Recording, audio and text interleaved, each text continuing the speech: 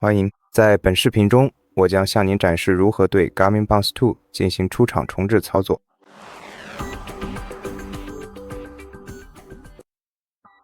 首先，您需要按下手表上的顶部按钮，也就是开始按钮，然后在应用菜单中向下滚动，找到设置。在设置中向下滚动到系统设置，在系统里进入诊断，然后选择重置。在重置菜单中，您需要选择删除数据和重置设置，然后点击确定。这样做会清除您的所有数据，包括活动记录和音乐。